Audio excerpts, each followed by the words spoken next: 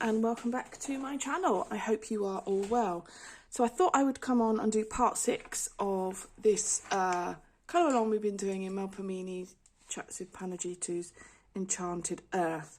Last time we did these leaves around the outside and the clouds and the flowers.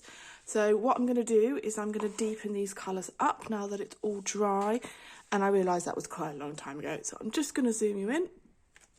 And the colours we used on this leaves are earth green yellowish and deep cobalt green. So I'm just going to go over the earth green yellowish and see how that looks. And it might be that we don't need to go back in with the deep cobalt green, but it's highly unlikely, I have to say, that would be the case. So I'll do a couple of these leaves on camera with you, and then I will go off and finish them up and come back.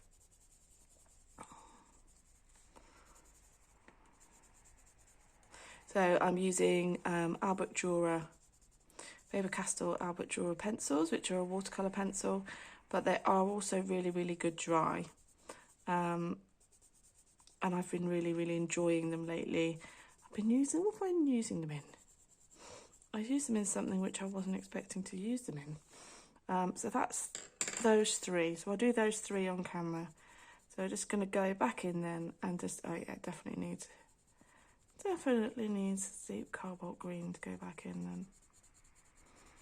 And just deepen up those leaves.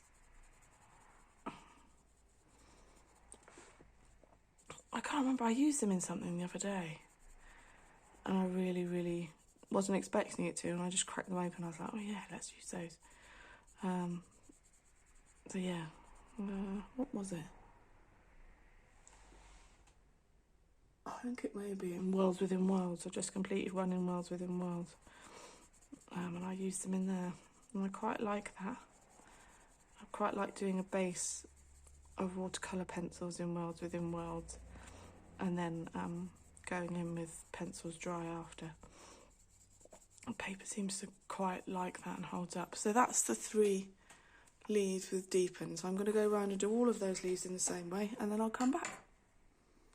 Right, there we go. I have now deepened up all of the leaves. Now I'm just going to go in and deepen up the clouds along the bottom. Same thing. Just intensify the colour. Don't need to do much. I'm quite happy with the clouds as they've come out, to be honest. It's just a question of probably deepening up the shadows a little bit. I'll just zoom you in a bit so you can see, sorry. Just to make sure that they're the intensity that you want them to be. But yeah, I'm quite happy with these actually as they stand. So yeah. So this is with magenta. So the clouds we did in magenta and violet. And I basically followed where the collection of really concentrated dots were in the clouds. Put them in. I'll do the same over the other side.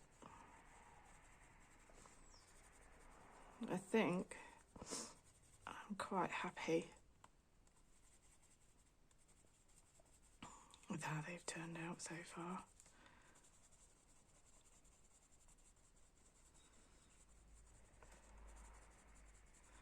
And I'm likely to just go over the top of them again with the violet to make sure that that's blended nicely, blend it out, that kind of thing. Oh, it's a bit scribbly there.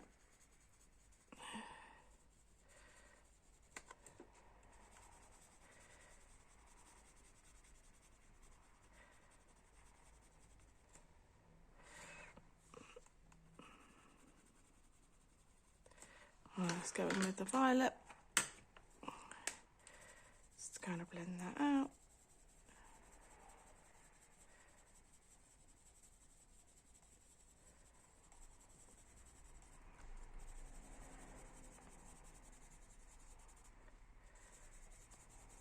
I've been really, really enjoying this page. I'm really happy with the way it's turning out. I certainly wasn't expecting when I put the purple on I feel as though when I put the purple on, it's really lifted the whole image, and I wasn't expecting that. And it just goes to show sometimes when you just add a colour to an image, something it can just all change. I think that's the beauty of experimentation, isn't it? Putting different colours together. Yeah, and I mean, pink and purple is one of my favourite colour combos anyway. And I guess you couldn't get away with it with me not having it on my page somewhere. So yeah.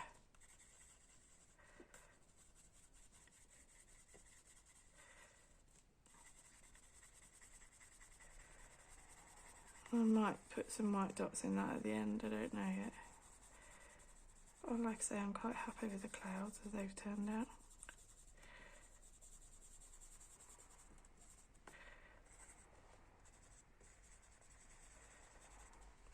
And I'm actually quite happy with the flowers.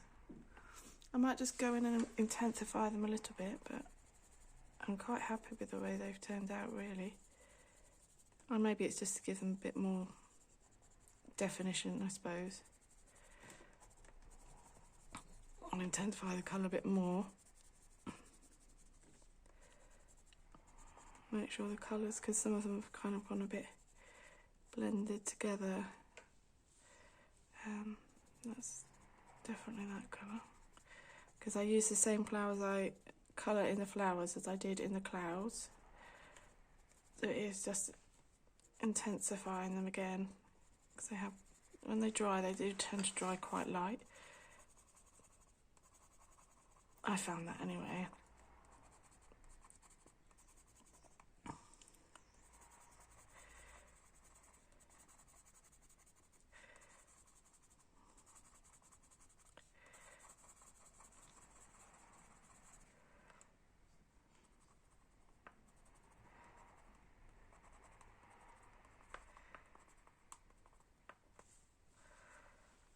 There we go, and I'm just going to quickly do the same with the violet.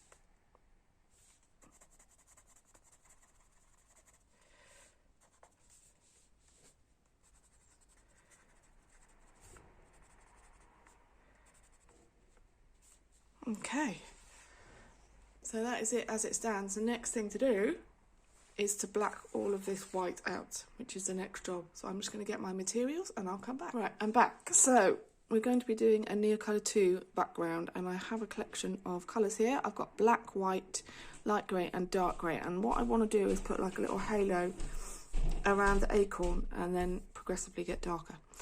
So I don't know how well that's going to turn out, but we're going to start with the white, just so I've got it down.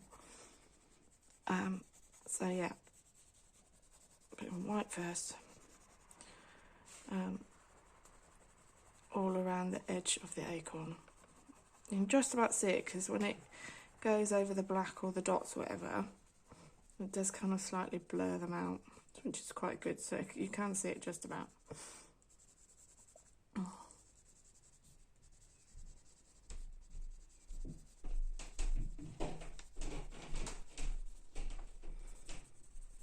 It's just around the acorn, not around anything else.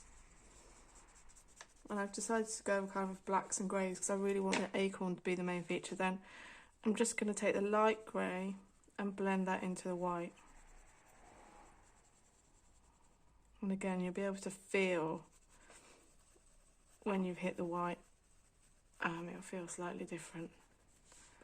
And I'm kind of doing circular motions with the neocolor 2s.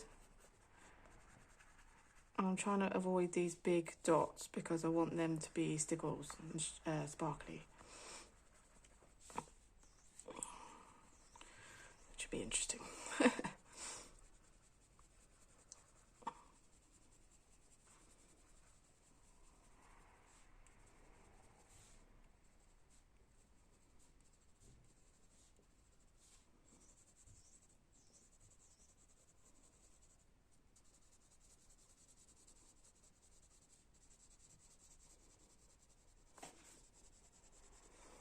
It's a little bit tricky to feel and see, but it is there. And I found with neocolor 2 that one layer is never enough. You always need more than one. So then we're going to do the dark grey, and that's just literally so I can blend the greys and the blacks together and make it a little bit easier. So this is going to be the point in the picture where it looks really messy. But fear not, it does get better. And then we'll go in with the black. And down here, I think we've already pretty much done that.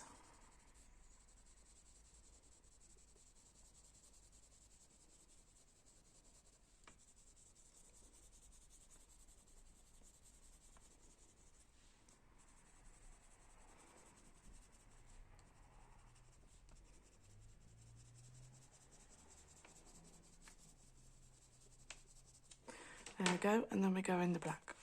So we're just going to fill in the rest of it. My neocolor 2 is not very sharp. I really need to sharpen it. But it'll still work for me right now.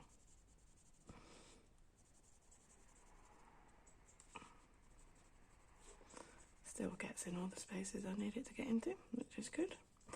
So you don't need to see me filling in all these spaces in black, but you can see there what I'm now doing is blending that into the dark grey and filling in all the other white bits. So I'm going to finish that off camera, and then I'll come back and we can activate it together.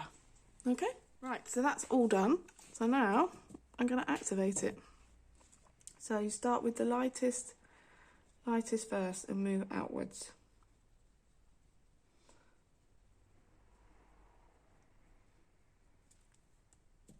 And you don't need, I found you need some water, but not, lots.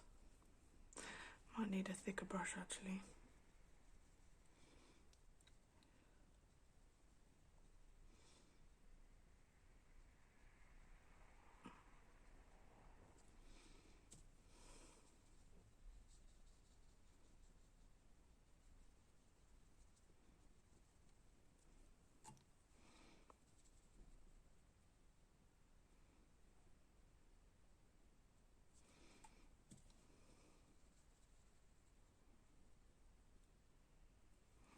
I'm kind of trying to blend it as I go, which isn't easy.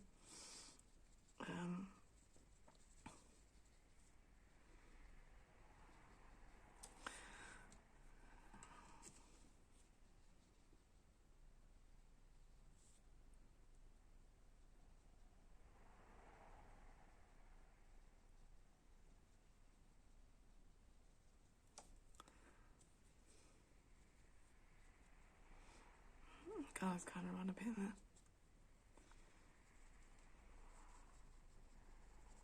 I think the page is a bit crinkly anyway, because of where we used the Albrecht Durer before.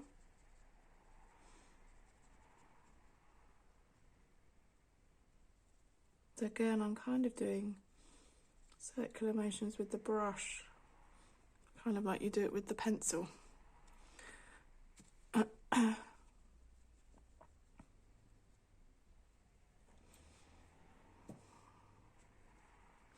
And I'm trying to make sure that the black doesn't take over kind of the halo effect that I'm after.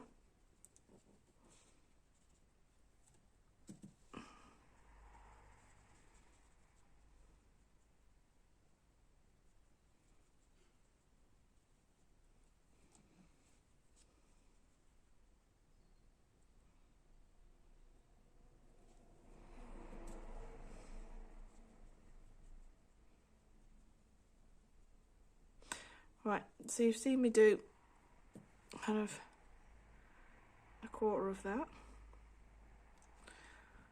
So I'm going to finish the rest of it off camera and I will come back. I have now activated all of that and that is what it looks like. So I am going to need to let it dry now, fully. So I think we'll call this part 6.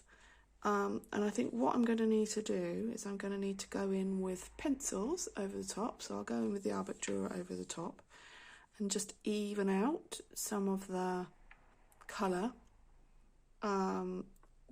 Blend it a little bit better. There's some watermarks over here. I don't know if I can get those out now. Yeah, blend it together a little bit better. That kind of thing. I don't know if that'll come out with doing that, but yeah, blend it together a little bit better with the pencils, make that a little bit more even. But I'm quite happy with the way that that's turned out, and I've got the halo effect around the acorn that I wanted. And then it will just be a case of finishing touches.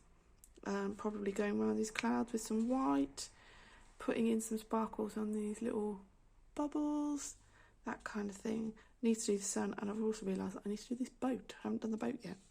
And I want to put a bit of white on the water, I think. Maybe go over that with some enchanted shimmer. So it is literally finishing touches in the next and final part, I think. But thank you very much for watching. I hope you're enjoying the colour along using lots of different mediums. I'm certainly enjoying the page. I will see you again next time. Thank you. Bye.